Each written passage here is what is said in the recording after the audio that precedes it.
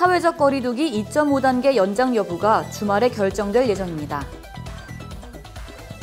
위력을 떨친 마이삭 피해가 속출했습니다. 마이삭보다 더 센 하이선이 다가오고 있어 큰 피해가 우려됩니다.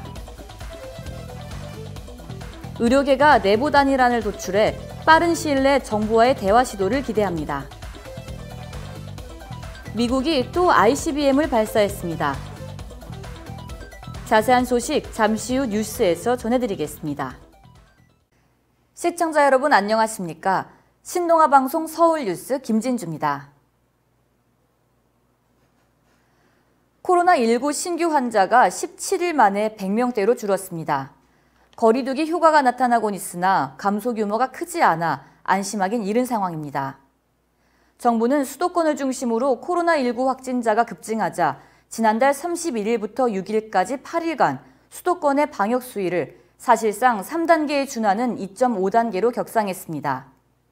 손영래 중앙사고수습본부 전략기획반장은 주말쯤에 강화된 거리두기를 연장할지 결정할 방침이라고 말했습니다.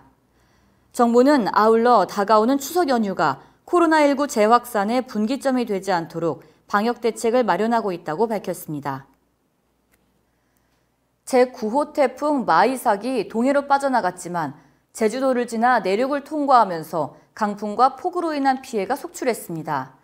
제주에서는 최대 순간 풍속 초속 49m를 넘는 강풍이 불고 산지에 1000mm가 넘는 폭우가 쏟아져 크고 작은 피해가 속출했습니다. 제주시 고산의 초속 49.2m의 바람은 역대 태풍 7위에 해당하는 강풍으로 기록됐습니다.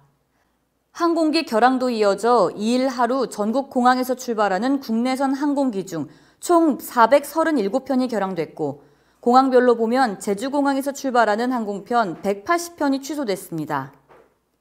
중앙재난안전대책본부에 따르면 현재까지 2명이 숨지고 이재민 26명이 발생했으며 대피 인원은 2,400명을 넘어섰습니다.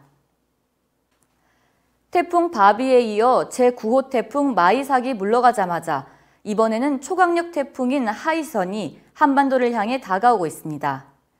하이선의 세기는 현재 중간 수준이나 3일 밤 강한 태풍, 4일 밤엔 매우 강한 태풍으로 점차 발달할 전망이라 큰 피해가 우려됩니다.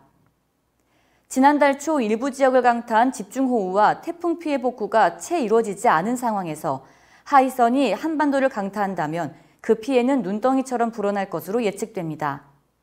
이에 따라 전국 지자체는 초강력 태풍 하이선의 피해를 최소화하기 위해 숨 돌릴 겨를도 없이 다시 비상체제에 돌입했습니다.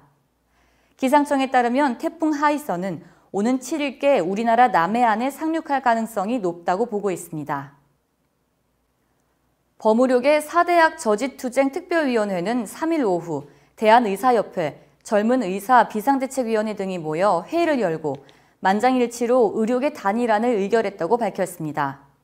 김대하 의협대변인은 회의 후 투쟁에 가장 적극적으로 나서고 있는 젊은 의사의 요구안을 반영했다며 이른 시일 내 요구안을 가지고 정부 및 국회와 대화를 시작하겠다고 말했습니다. 정부도 의료계와 여당 간 합의를 존중하겠다고 밝힌 만큼 협상이 원만하게 진행된다면 조만간 의정 대치는 일단락되고 의료 공백 상황도 해소될 것으로 보입니다. 하지만 정부가 의료계의 단일 요구안을 받아들이지 않으면 의협은 7일 예고한 3차 전국의사 무기한 총파업에 들어가는 등 의정 갈등이 계속될 것으로 우려되고 있습니다. 미국이 지난달 4일에 이어 약 한 달 만에 대륙간 탄도미사일 미니트맨3를 시험 발사했습니다.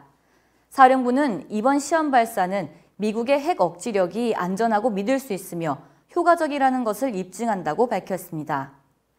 미 공군이 지난달에 이어 이번에도 ICBM 발사 사실을 신속히 공개한 것은 북한과 중국 등에 경고성 메시지를 보낸 것이 아니냐는 해석이 나오고 있습니다.